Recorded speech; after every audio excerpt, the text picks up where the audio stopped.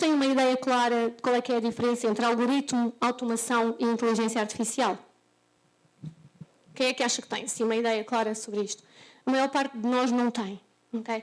E confundimos muito todas estas coisas, e é normal, porque também a verdade é que não temos assim tanta informação à nossa volta sobre estas questões. E muita da informação que nós temos também não é a melhor. Porquê? Porque quem está também a construir essa informação, nomeadamente jornalistas, também não tem níveis de literacia muito elevados nesta área, o que é perfeitamente normal porque é uma área muito recente, não é? Então, vamos olhar assim muito depressa. Isto é um bocado, esta parte do Ricardo tem razão, é um bocado chata, é das definições, mas é importante para nós começarmos por aqui, ok? Então, de uma forma muito simples, algoritmos são uma descrição passo a passo de uma metodologia que conduz à resolução de um problema ou à execução de uma tarefa. Eles devem ser finitos, bem definidos e eficazes. Mas há muitos tipos de algoritmos. Há imensos tipos de algoritmos. Há aqueles algoritmos matemáticos puros e duros para fazer investigação na área matemática. Okay? Estes algoritmos sobre os quais nós vamos falar mais são algoritmos da área do quê? Da computação. Okay? Que também têm características específicas deles. Não é? Porque, basicamente, estes algoritmos, não é, são programados em linguagens de programação, não é, para fazer também, normalmente, determinadas tarefas. Qual é que é a parte essencial de um algoritmo? É que há um input, não é? Nós damos-lhe qualquer coisa para que ele nos devolva outra coisa qualquer, que é o que nós pretendemos. Okay? E assim nós também percebemos perfeitamente qual é que é o funcionamento de um algoritmo. Okay? O que é isto da automação? Muitas vezes a automação é confundida com a inteligência artificial. Só que a automação é diferente. A automação é fazer uma coisa... Pensem, a automação, revolução industrial, ok? A inteligência artificial é uma coisa completamente diferente. Nós, na automação, temos máquinas que fazem o quê? Repetem sempre a mesma tarefa. Se houver um problema qualquer, eles param. Não há outra coisa para fazer. Para. Okay? Aquelas linhas de montagem da automação, não é? Existe algum problema qualquer, para. Ele não tenta encontrar soluções, nada. Okay? Já a inteligência artificial... E agora, isto é de uma forma muito simples, só para vocês terem uma ideia. Este ano, e nós já vamos falar disso muito rapidamente, a União Europeia foi a primeira zona geográfica no mundo que fez uma legislação específica para a inteligência artificial. Okay? Portanto, já está legislado e agora já se espera que a diretiva seja transposta para os vários países da União Europeia. Para vocês terem uma ideia, depois de ter saído esta legislação, uma semana depois, já havia gente que estava a discutir se a definição que estava lá era correta ou não, ou se já tinha que ser atualizada. Não estamos a falar o quê? Estamos a falar numa área em que há muita informação e está tudo a acontecer muito depressa. Por exemplo, para nós, não é, Ricardo? É um desafio muito grande estarmos a par das ferramentas que vão aparecendo e das coisas novas que vão aparecendo, porque isto é literal, todos os dias aparecem coisas novas.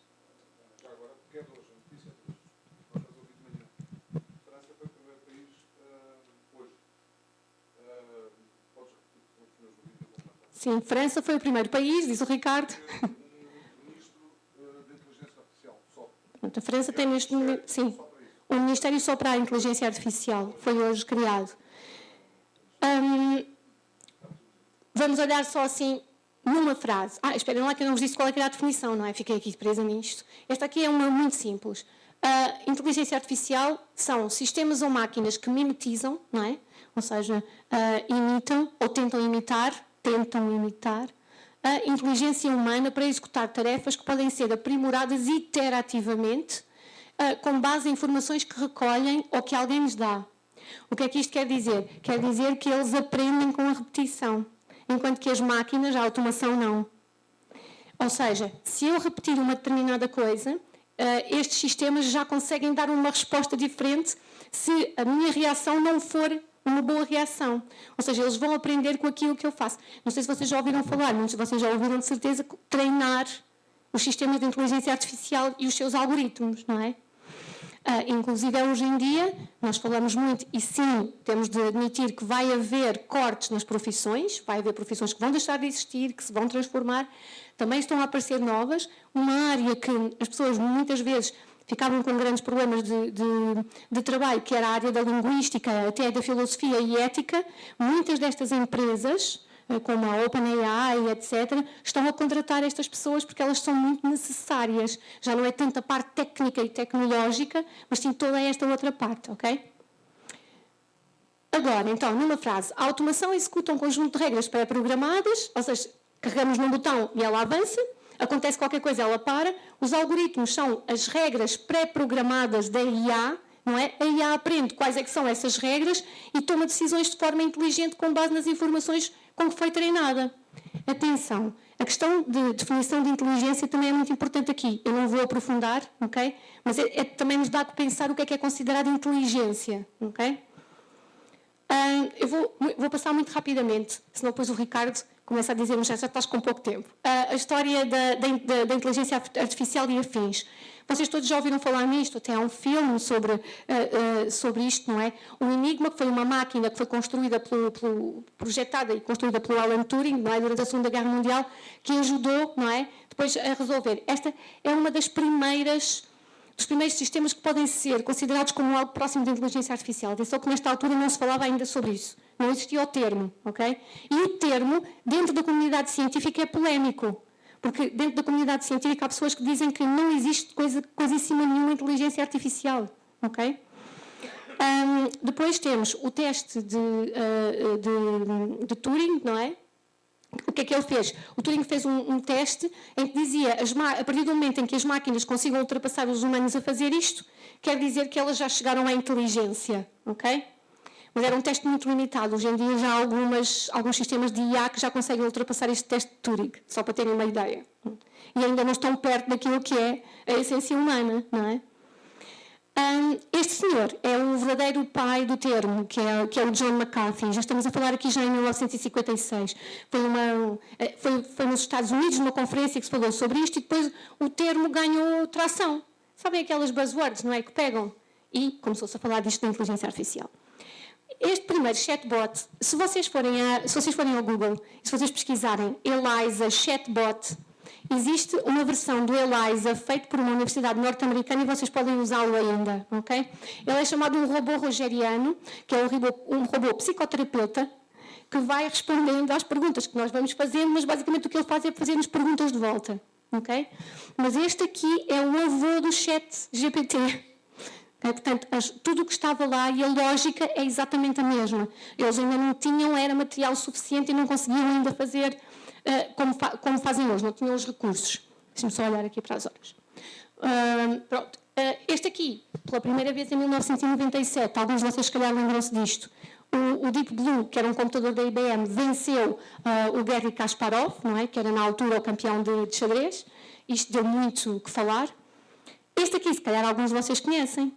E vocês dizem assim, mas isso não é inteligência artificial. É.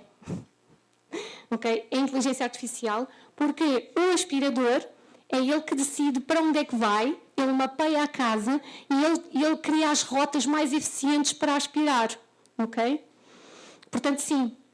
Eu sei que vocês estavam à espera de coisas um bocadinho mais sexys, se calhar, mas não. Um aspirador é inteligência artificial, ok? Há várias formas.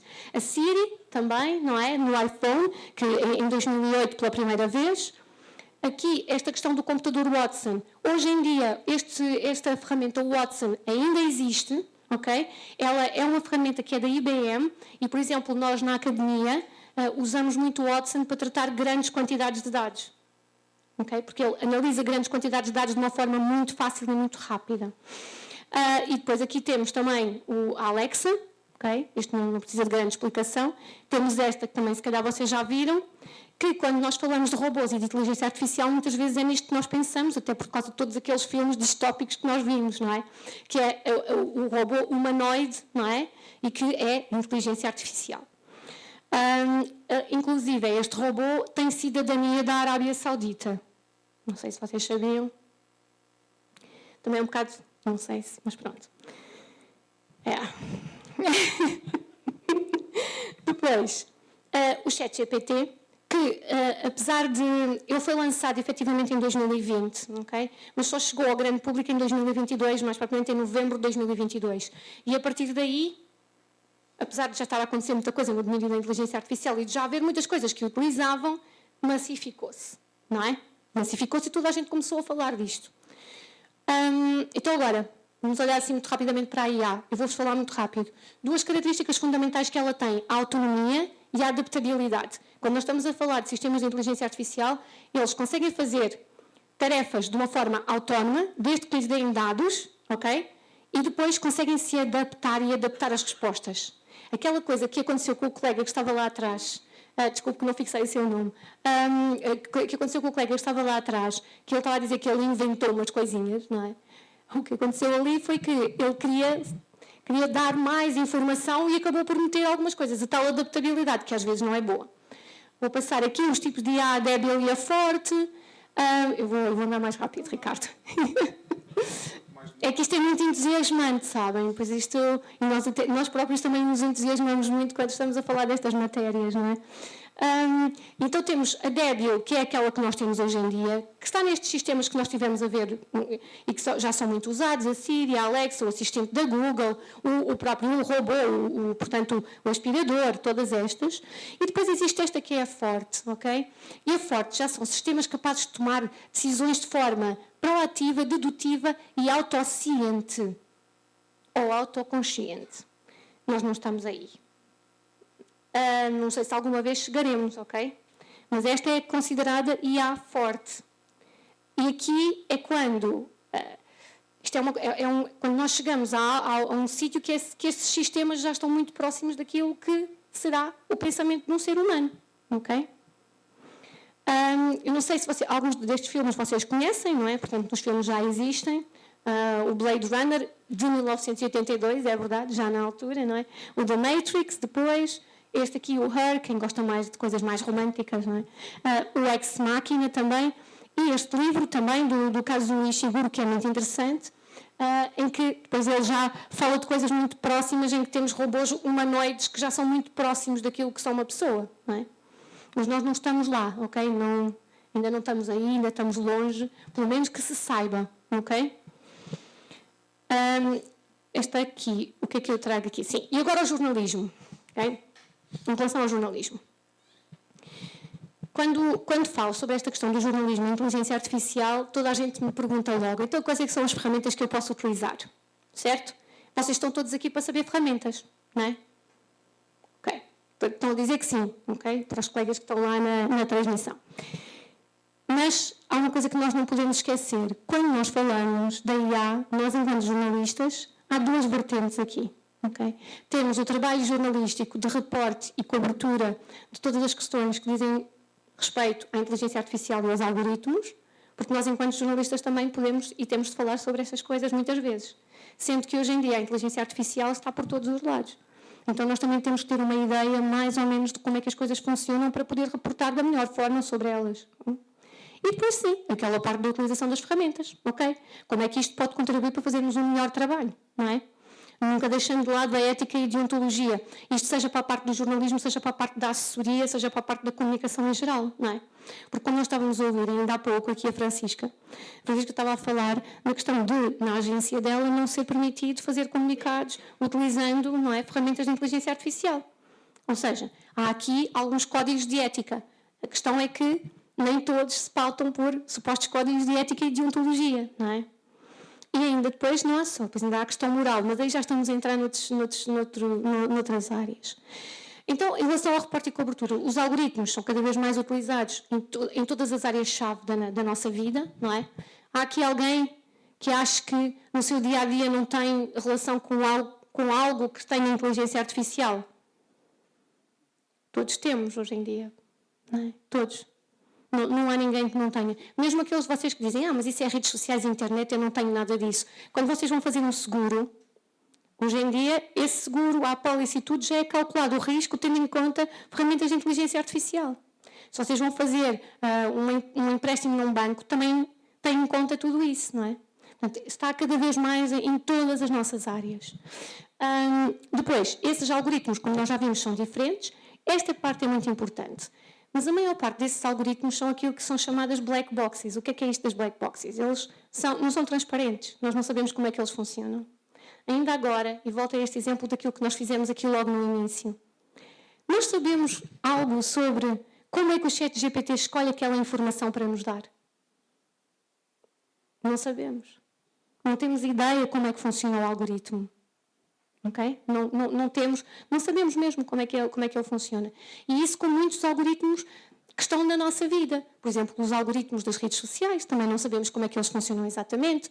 Os algoritmos que escolhem os motores de pesquisa para nos devolver informação. Temos algumas pistas nessa área, não é? Por isso é que depois quem trabalha em comunicação faz aquelas coisas todas do Search Engine Optimization, etc., não é? Só que nós não sabemos efetivamente tudo. Não sabemos como é que eles funcionam. E temos um problema aí, não é? Porque nós estamos a utilizar coisas que muitas vezes são importantes para a nossa vida, só que não sabemos exatamente como é que elas funcionam. O que é que está por trás daquelas decisões, não é? E é uma coisa só para vos deixar a refletir. Não é assustar, mas temos que pensar nestas coisas, não é? Depois, por isso, os jornalistas devem estar bem informados, não é? E ter um olhar aprofundado sobre como é que estes sistemas funcionam e qual é esse impacto. Eu diria aos jornalistas e todos vocês que estão nesta sala e que trabalham com comunicação, não é? Ok. Depois, para a parte do reporte e cobertura, existe uma responsabilidade social dos jornalistas, não é? Eu diria não só. Eu acho que toda a gente que faz comunicação tem uma responsabilidade social. Os jornalistas é um pouquinho diferente, não é? E os jornalistas, sobretudo, devem reportar no interesse público, não é? Agora, há estudos que apontam, e eu tenho feito algum trabalho também de investigação nesta área, que nós temos, por um lado, os jornalistas que demonizam, não quero ter nada a ver com isso, aquilo é uma coisa horrorosa, não quero, ok? E há aqueles que acham que é uma coisa absolutamente maravilhosa, deificada, a inteligência artificial vai mudar isto tudo, vai ser magnífico, vai ser tudo. Não será uma coisa nem outra, não é? Ok. Isto aqui só, eu depois, aqueles preencham todos a folhinha, porque vão ter estes materiais que são muito interessantes para vocês verem, não é? Só para vos deixar alguns exemplos de trabalhos jornalísticos que os jornalistas, se não soubessem nada sobre esta área, não tinham conseguido fazer. Um deles é este, foi feito pelo Josh Diedza, em que ele mostra como nós achamos que tudo o que é inteligência artificial é automatizado, não é? Mas há muito trabalho humano e quase escravo por trás destes sistemas, ok? Nomeadamente em países mais pobres, em que vão lá e eles de facto são mesmo quase, quase, estão a ver a questão da roupa, não é? E da sustentabilidade da roupa. Na inteligência artificial estamos na mesma neste momento. Há em muitos países pessoas que trabalham por muito pouco dinheiro, quase nada, quase em escravidão, para alimentar os sistemas que nós estamos a utilizar. Depois leiam que vale muito a pena. Este aqui, que foi feito portanto, por estes 4 jornalistas da ProPublica, que é um órgão de comunicação social norte-americano, que se chama Machine Bias. O que é que acontece? Nos Estados Unidos, assim muito rapidamente, havia vários estados em que estava a ser utilizado um sistema de inteligência artificial que fazia o quê? Com base numa série de dados, ele dava uma predição da probabilidade de reincidência das pessoas que estavam a ser julgadas, ok? E havia muitos juízes que estavam a utilizar isso para fazer o quê? Para o cálculo das penas. O que é que se chegou à conclusão? Eu não sei quem é que foi, porque eu e o Ricardo, quando nós chegámos, havia alguém que estava aqui na audiência e estava a falar uma coisa muito próxima disso, que é o quê? Que é o enviesamento que estes sistemas depois têm, não é? O que acontecia é que os jornalistas fizeram uma investigação e chegaram à conclusão que, para as pessoas negras, a probabilidade de reincidência era sempre maior. Mesmo que aquilo que eles fizessem fosse a primeira vez, ok? Era sempre maior. Então estávamos na presença de um algoritmo, o algoritmo ou quem o tinha programado e os dados que ele tinha ido beber, que era efetivamente racista, não é? Ok. Continuamos. Agora, para conseguir interrogar, nós temos que conhecer os jornalistas, não é? Nós temos que conhecer. Então, a tal literacia. A utilização na prática. Isto já é utilizado em muitas redações. O que é que nós sabemos pelos estudos que foram feitos? Há 3 áreas principais em que é utilizado nas redações. Okay? É usado na recolha de informação, para recolher, na produção e depois na distribuição. A distribuição, estamos a ver como é que isto pode ser feito também, não é? Na parte depois da produção também, tratamento de dados, ponho lá a minha notícia e digo, dá-me um título melhor do que aquele que eu escrevi. Podemos fazer isto, não é? Portanto, isto já acontece. Eu trouxe-vos aqui alguns exemplos, eu se calhar vou passar um bocadinho, vou só dar-vos aqueles mais importantes e depois vocês também ficam com isto para saber. Este aqui, por exemplo, o Serviço Público holandês, o NPO, utilizou a inteligência artificial generativa, e isto aqui depois é com o Ricardo também, para criar de um podcast um videocast, e ele próprio faz as imagens daquilo que está a ser dito no podcast, ok? E qual é que foi o objetivo deles? Foi tornar mais acessíveis a surdos e crianças com dificuldades auditivas, certo? Portanto, isto não são só mais aplicações, há coisas muito interessantes. Este aqui é muito interessante, eu não vou mostrar porque demorava um bocado, a Semaphore, que é um órgão de comunicação social americano também, fez com base em testemunhos de pessoas da Ucrânia.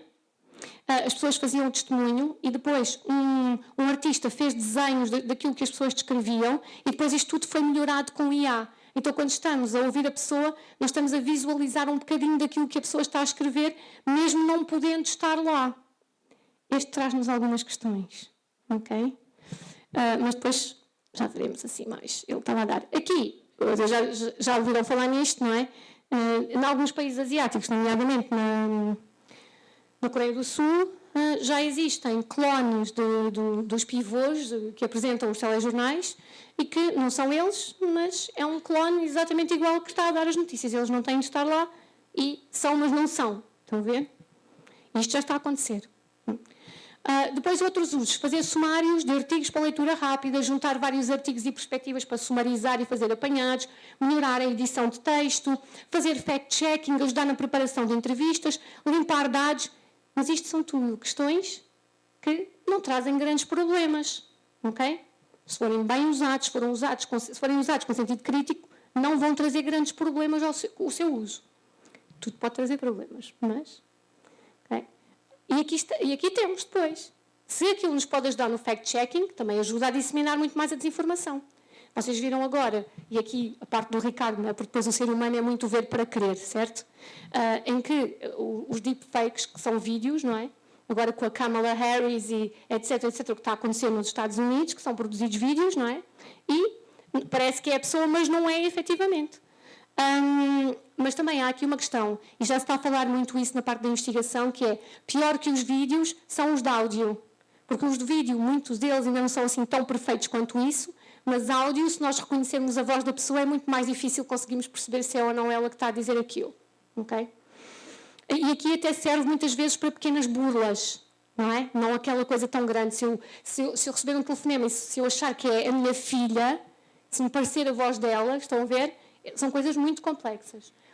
Depois, a substituição do ser humano por máquinas a nível do trabalho, a confusão entre o que é produzido por humanos e máquinas, e isto é uma questão ética muito, muito, muito importante, a desresponsabilização, aquela questão de nós dizermos, é o algoritmo, é a inteligência artificial, não é? Mas quem é que está por trás disso? Quem é que faz isso? Não se fazem sozinhos, não é? Temos pessoas, não é? Temos dados gerados por pessoas e os próprios algoritmos são produzidos por elas. A mudança cultural, que está a acontecer, não é? Questões éticas e depois também mudanças no modelo de comunicação. Eu não vos quero aborrecer com isto, ok? Isto é o AI Act, muito, muito rapidamente, que é a tal lei da inteligência artificial que saiu agora há relativamente pouco tempo, a 21 de maio, portanto, estou a ver, é uma coisa muito recente. Então, ela já está em vigor e agora tem que ser adaptada para os vários países da União Europeia.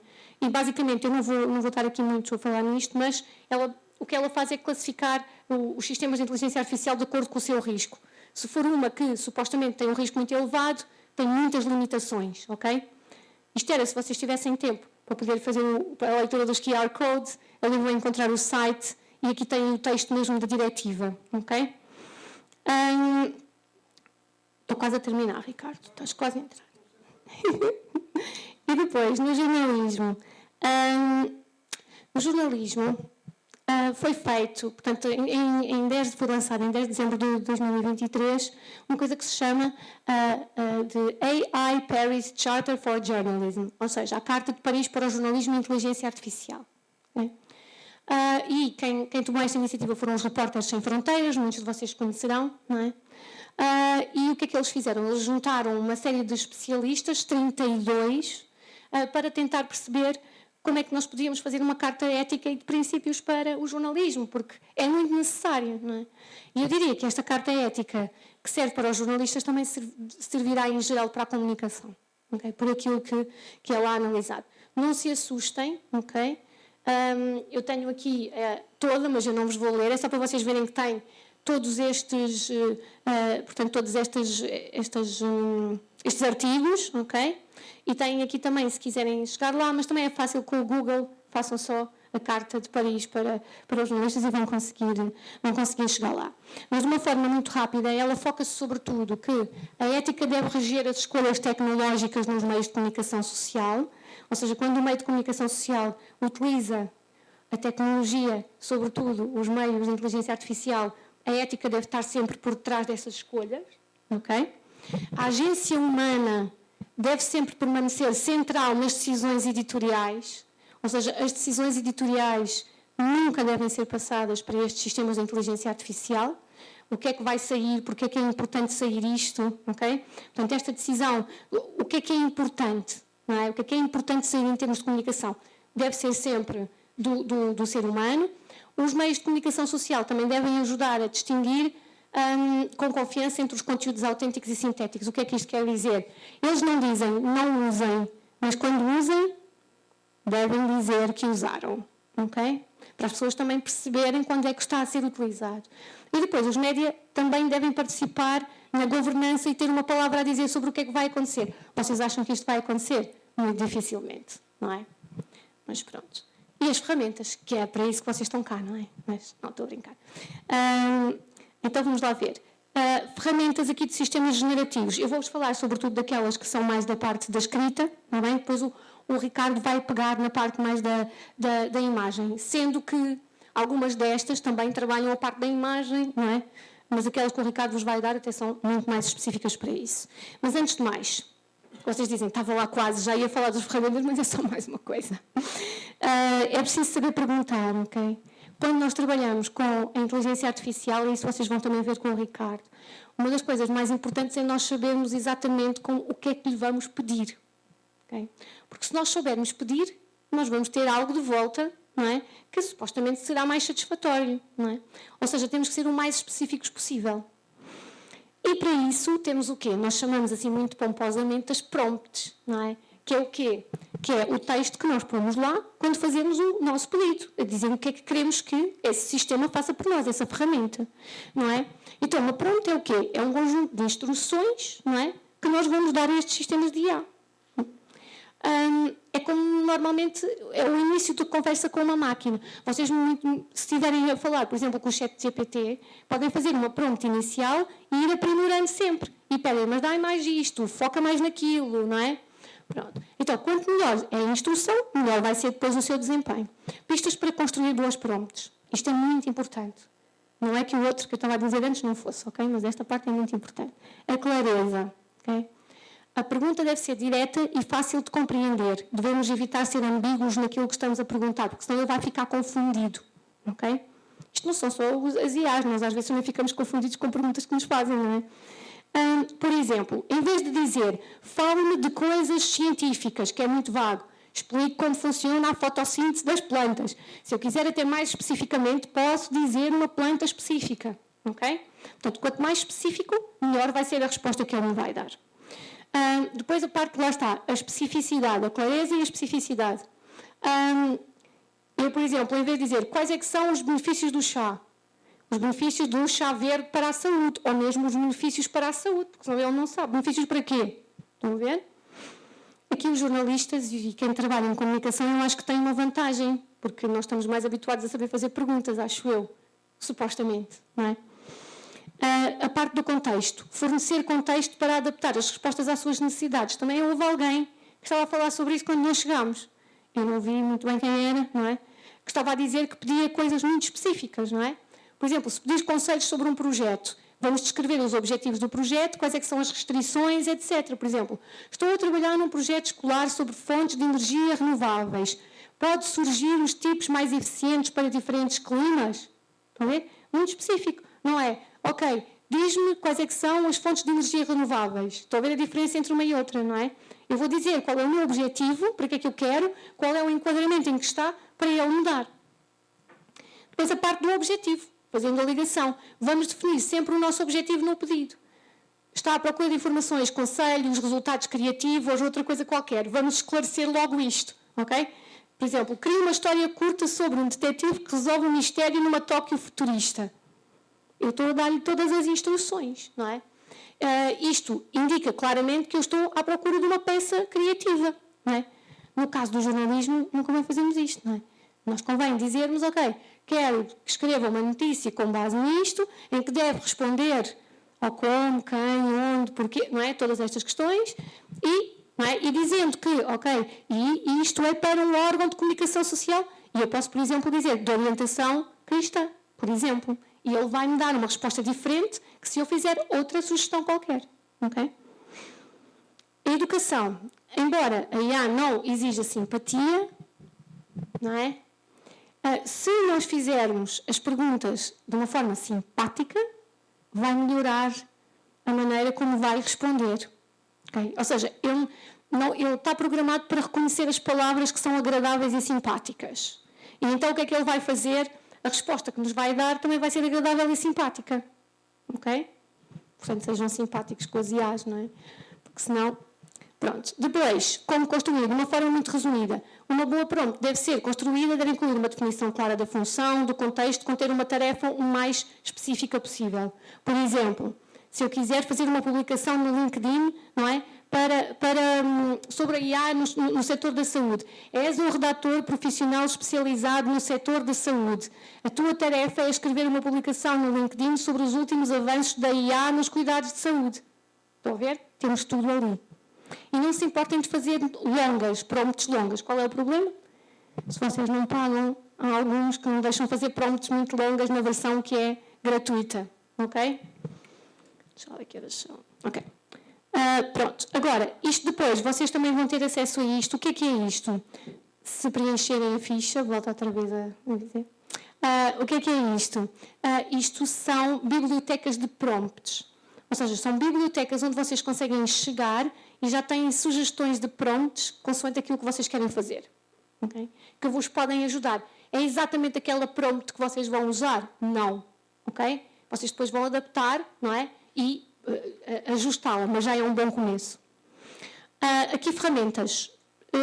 Não sei se vocês conhecem. Isto aqui é só mais para os jornalistas. Quem é que aqui é jornalista? Ok, há muita gente. Não sei se vocês conhecem esta oferta da Google. A Google tem portanto, um espaço que se chama o Journalist Studio, onde vocês se podem inscrever e que tem sobretudo aquele Google Pinpoint, o Fact Checker Explorer e depois o Gemini, que é também um motor, não é? Que não é o melhor, mas pronto. mas tem também isto. E aquele Google, para entrarem ali depois no Google Pinpoint, vocês têm de fazer uma inscrição, às vezes demora um bocadinho até eles deixarem, para eles tentarem perceber, ok, é jornalista, como é que não é, mas vale a pena. E o que é que vocês têm aqui? Tem uma série de ferramentas, nomeadamente ferramentas para onde vocês podem pôr documentos e que depois vocês podem pedir o que é que querem que ele analise daqueles documentos, que ele localize palavras específicas para depois fazer uma notícia, uma abordagem através dessas palavras. Isto é muito útil para relatórios muito grandes, etc. E vocês podem utilizar. Depois aqui os chatbots. Temos o Gemini, o ChatGPT e o Claude. Considerações a priori. Estamos lá quase.